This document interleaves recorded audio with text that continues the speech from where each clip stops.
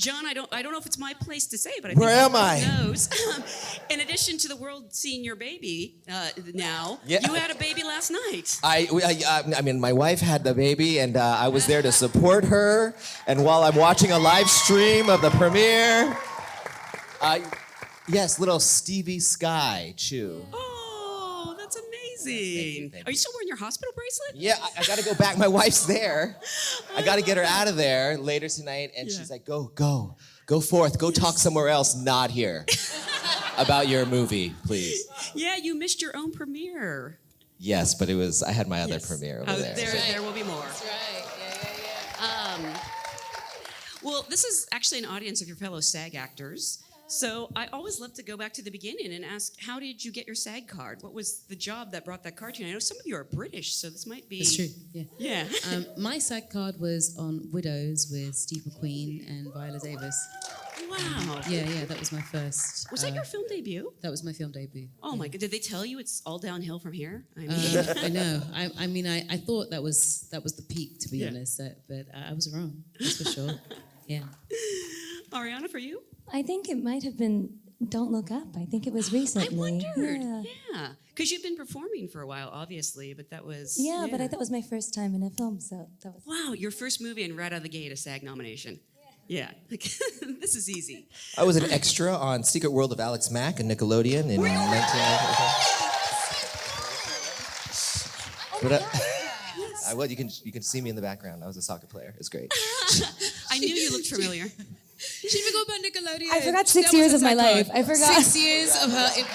6 years of life. Oh my God, sorry. Yeah, that. That's hilarious. Oh, but it might not have been SAG at that point. It might have just been AFTRA. Oh God, I don't remember anything. I don't know. We know you have a card, though. It's a We blur. do. Jeez. Jeff, for you? First movie I ever auditioned for, I was freak number 1 in Death Wish. Yes. Charles Bronson movie. Thank you so much. I got my Screen Actors Guild card. Marissa, I think you have a great answer to this. This is how I got my SAG card. And what a great one for it to be for. Yeah. Ethan, for you? Yeah, I'm not 100% sure, but I feel like it was Law and Order SVU. Was the Probably. first? I think Probably it was. one of the Law and Orders. I mean, How many of as a New York actor, how many of the Law and Orders have you done? that's the only one I've done, but it Really? felt like I was joining an illustrious group of theater actors who had played various roles on that show. Well, you're not really a Broadway star until you can put in your bio, Law and Order. That's right. So, Wait, yeah. what? Yeah. I haven't done sorry. it. Oh, no. What happened? I'm sorry, you can't be a Broadway star. I guess the Tony didn't work. We're going to have to take it back. I'm Damn. sorry. All that work for nothing. Jonathan, for you? Mine was Fellow Travelers 2 years ago. That's amazing. So you'd already done several series and been working for years. That was the one. That was the one that it took me over to Toronto, so Hollywood North, as they call it. Yeah. Hollywood North. I love that. Well, again, look at you all now. Congratulations on a wonderful movie. I think I speak for so many people when I say thanks for not messing it up. This is incredible. Yes, thank you, John. And Cynthia, I mean, obviously, we all knew you were going to be amazing, and you've played some iconic roles before. Harriet, The Color Purple. Was Elphaba one that always interested you? I don't know if Wicked was going on while you were on, The Color Purple, and you were kind of like, maybe I could duck into that for a night. Wicked was going on. I saw it first when I was in London and knew the music before I'd seen the show. So when I saw the show, I think it's the thing that made me think, I could probably do a musical. I think I might enjoy doing musicals, but that particular role has always stuck out to me. But I just didn't know if I would ever be asked to do it on stage. So it's like, if it ever becomes a movie, that would be really cool. Wow, Yeah. you manifested this. I did, yeah. And I've never said that to anyone because I always think, is anyone going to think I'm crazy for asking that of the world? But I was like, yeah, if it's a movie, I would love to do it. No, it's not. It's crazy for me to say that. It's not crazy for you to say that. Good. Yeah. And Ariana, you've been acting and performing for most of your life, but I have to imagine Glinda was like anything else. What did it mean to you to land this role, and how did you prepare? Was it different from anything you'd done before? I mean, definitely. There were so many reasons why I wanted to do this, but I definitely wanted to earn it.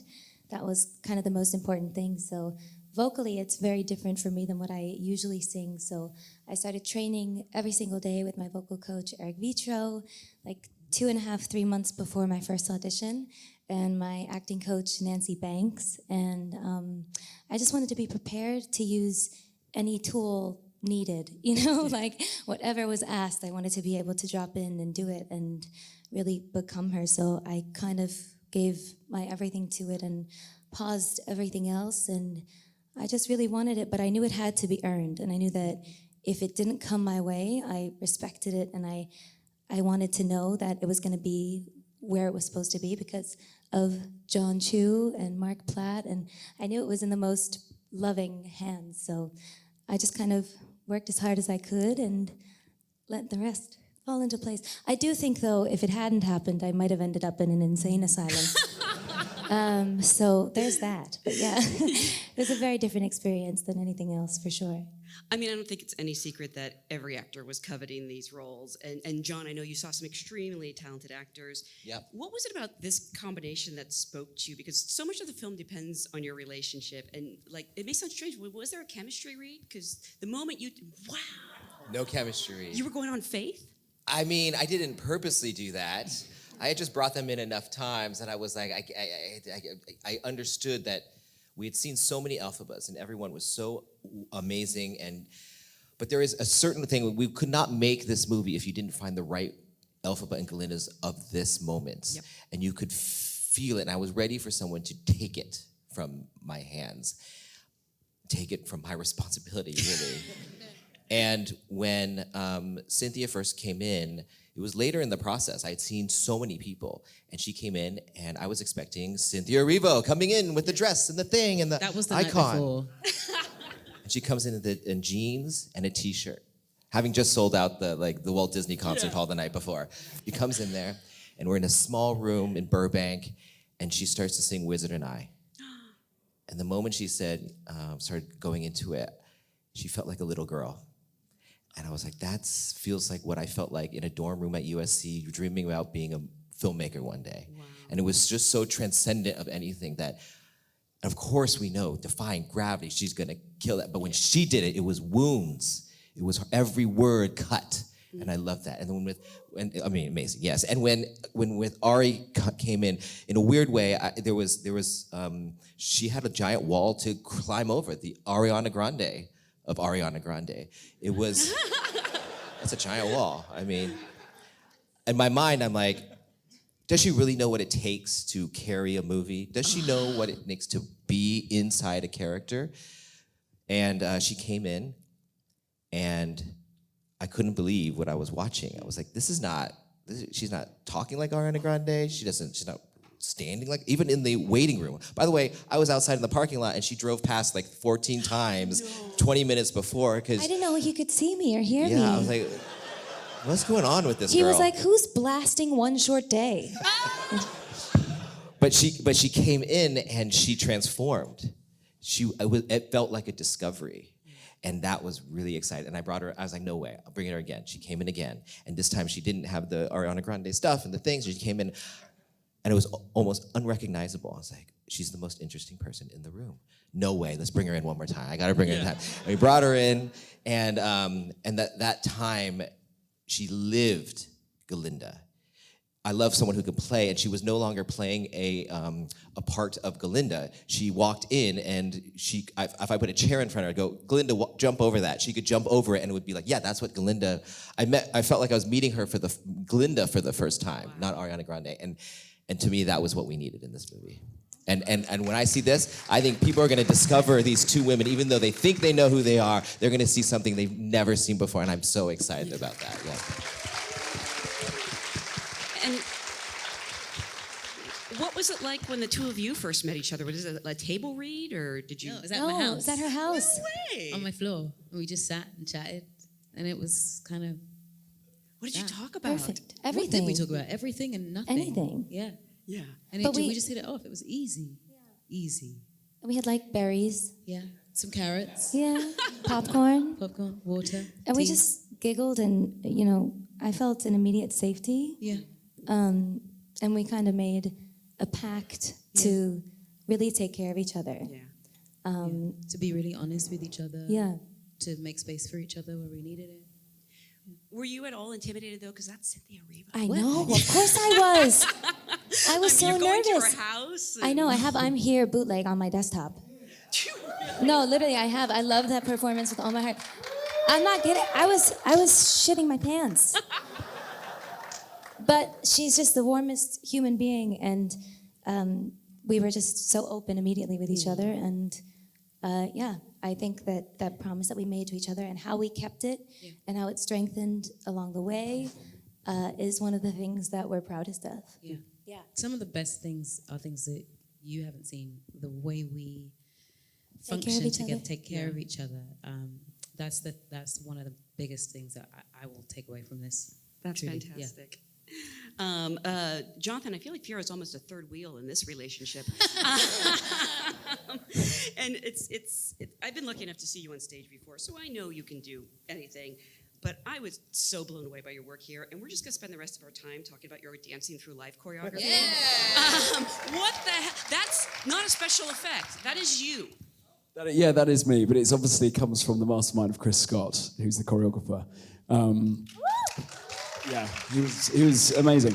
You know, there's certain opportunities that come your way, and this one is not only to share it with all these amazing people, and obviously meeting Jon and having the conversations around, you know, it can be overwhelming to be working with Cynthia and Ari and Jeff and Ethan and Marissa and Jon, but when the approach to character was as deep and as nuanced as Jon was willing to go, with, you know, something like Fiero, actually the learning of the dancing became sort of grounded in something else. So, but yeah, it's amazing that you can come away from a project like this with extra skills like opening books with your little toes. Did everyone show up on set those days when he was doing the dance? Because I would just want to watch. Oh, yes. Well, it's a really special moment in the film because actually I feel like everyone comes together at that point. Obviously, Jeff is being kept in the wizard's sleeve, as it were. But we're all there in the room, and it was a very special. I wouldn't have been able to do it with everyone sort of, you know, guiding you on, and the 300 dancers that we had, which were, you know, they were knockout. So yeah, the energy was wild. And you would even see grips like dancing after and they humming it to themselves, going to their cars. I want to see the BTS because I need to know that he didn't nail it perfectly every time. I need to But see he his did. lips. Oh, he did. You'll be very disappointed to find out. Come on. He's perfect, and there's He nothing. didn't fall once? No, not once. Sliding on books, real books that he's sliding across, and he has to live. It was amazing. I think there was a few restitching of the groin, and also what you can't see. Paul Taswell, the costume designer, is, I think we can all agree, incredible. And with his experience in theatre, he also approached the costume design in a way, you know, the shoes were made to look incredible for Fiero and to hold the posture, but also to dance in. But I also overheated in that costume so extremely that I had tubing underneath, and I would plug into an iced bag of iced water that would be pumped around my body to lower my temperature. And at some points, I was seen sort of running around naked, like a little toddler, because I had to change completely because I was so hot and bothered. But it shows in those moments that how much work goes in from all departments to make a dance number like that possible. John, please release the BTS. It needs to be seen. Oh, it's coming. Exclusive on Target and Walmart. And here's my coupon code. #Wicked. November 22nd.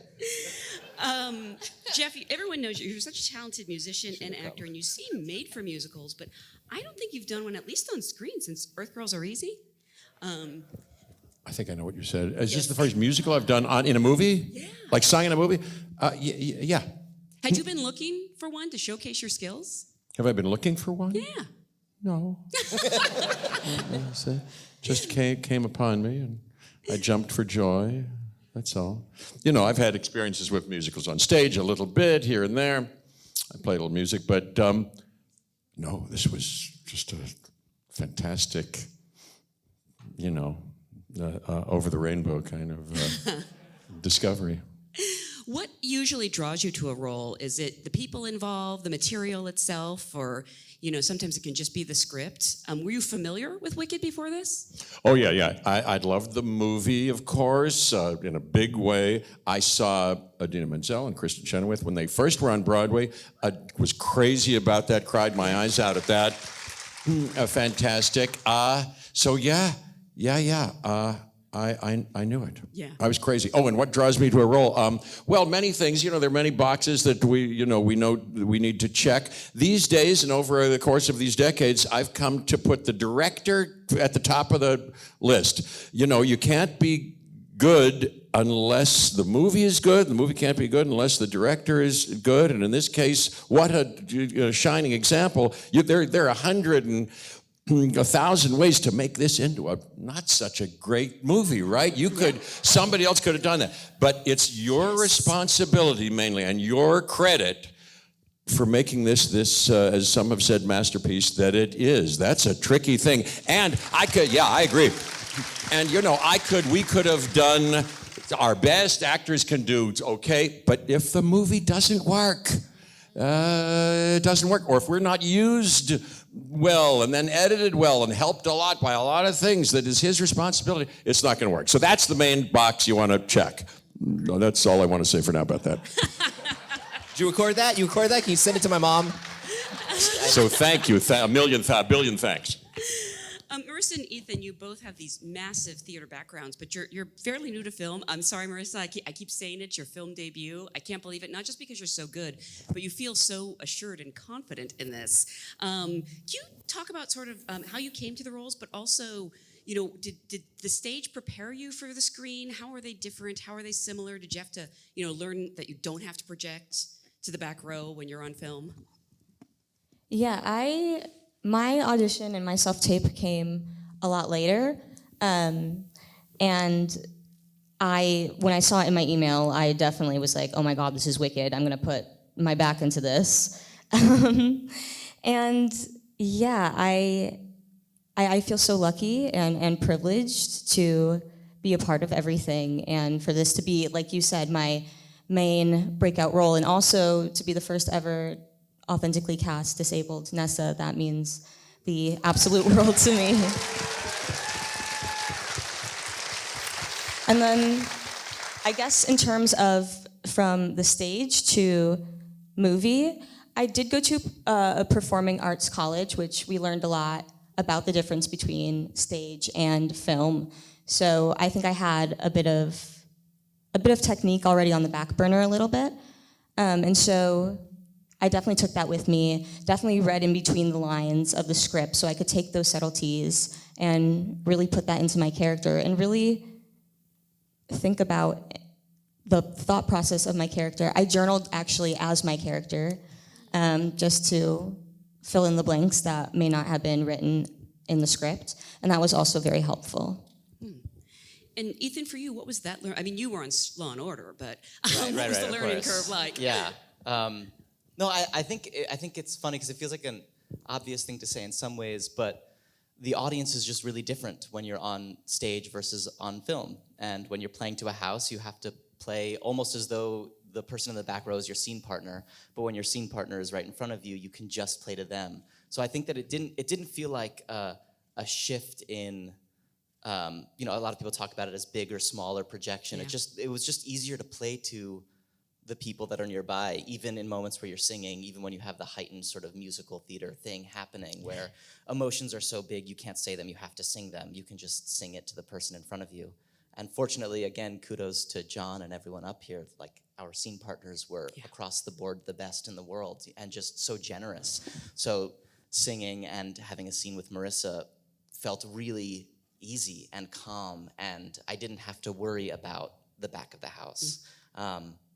But I will also say that being a part of the theater community and coming into Wicked, it felt like a really big benefit in a lot of ways because it's such a big part of what created my sense of musical theater and my sense of storytelling. And so I have the privilege of being good friends with like 15 people, 5-7 or so, who have played Bach before. Really? And I got to sort of take from them and like by osmosis, like sort of feel what their versions of Bach might have been over the years, and then like let go of it and forget that ever happened, so that I could play Bach on my own. And I think a lot of that had to do with my experience in the theater community. Yeah. Yeah.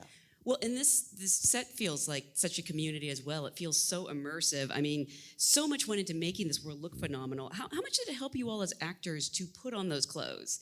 You know, to like really lock in the characters, but also be on those sets that are just, they're so immersive, and you look around, you know, and you see the world of Oz. How much does that help you? Yeah. Yeah. Oh, hello. So much. A lot. It helped a lot. I mean, I think the detail. I met Jon Chu for.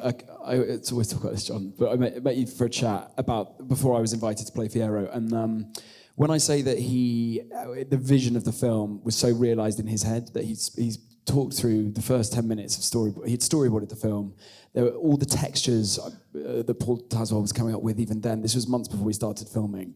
But there was such honesty and truth and detail in the work of all the creative departments. So when you're then arriving on set and you're wearing that and you're experiencing it and you're touching it and you're dancing on it, and you know, even the books that I carelessly threw and kicked, there were incredible chapters written about the history of witchcraft and munchkins, and it I think only adds to the honesty and the truth of all the performances, and you know, obviously particularly the two girls, but that all comes from Mr. Chu. And it's, again, once in a lifetime, I think, opportunity. And it's just the experience of it. I mean, I watched Charlie and the Chocolate Factory growing up and all the big, realised set films. And the wonderment that I experienced then, I experienced every day on set. And it's all on screen. How good is that? It's great. Yeah.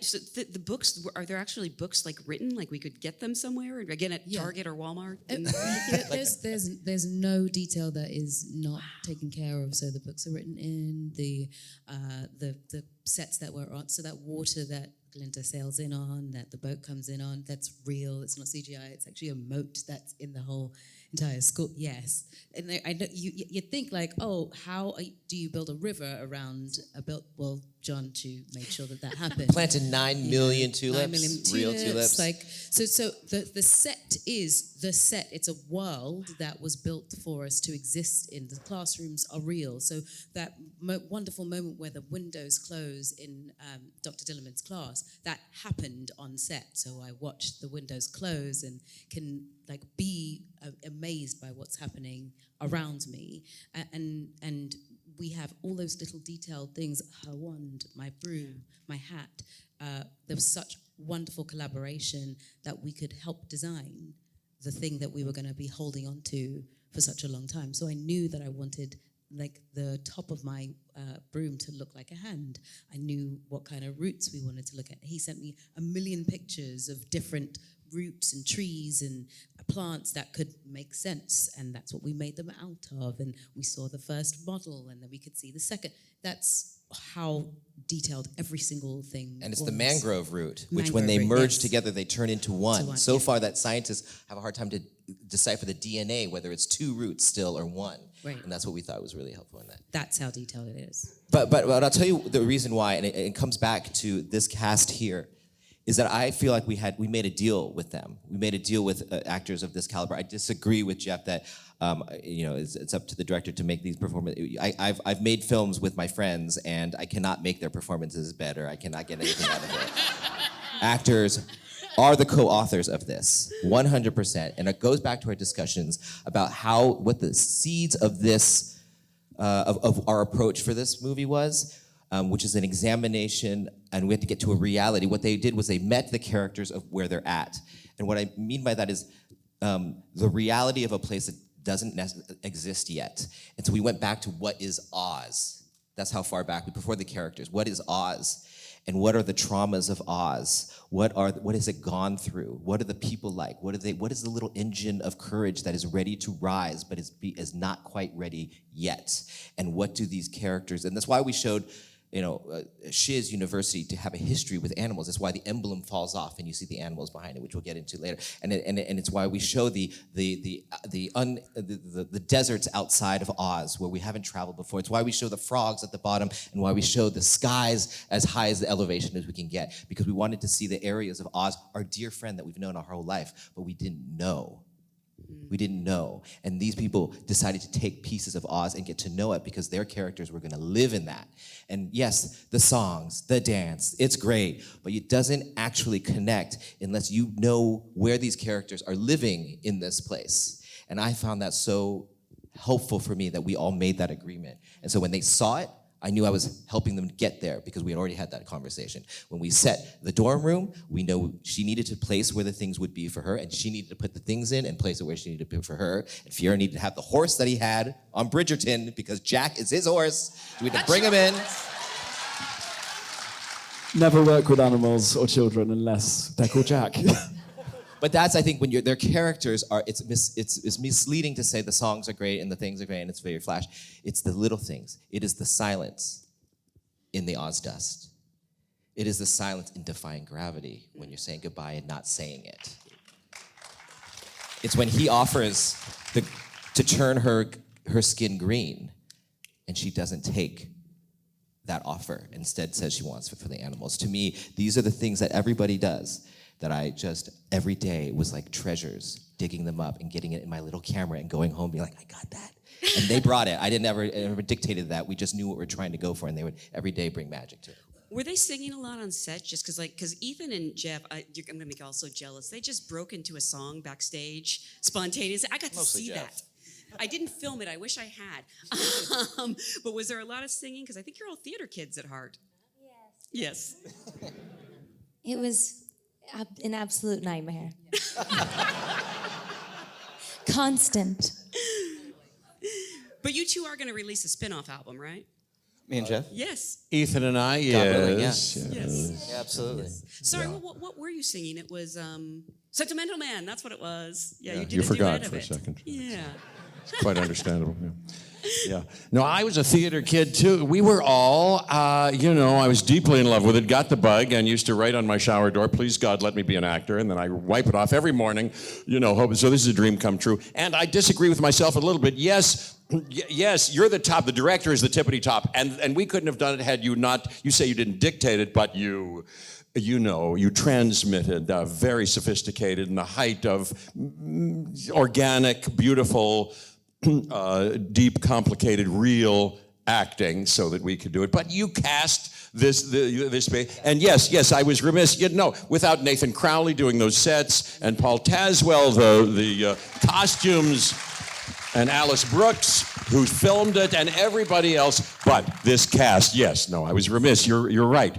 This movie doesn't work unless you cast those two women who give, as you know, it almost needn't be said that they give performances for the ages, the all-time greats. Fantastic. No. You need all of that. But he's the director. Jeff Goldblum is the greatest hype man in history. I can't top that. So I just want to say I'm so glad there's more to come. Thank you again for this beautiful experience. Thank you all for being a great audience. Thank you. Thank you. Thank you.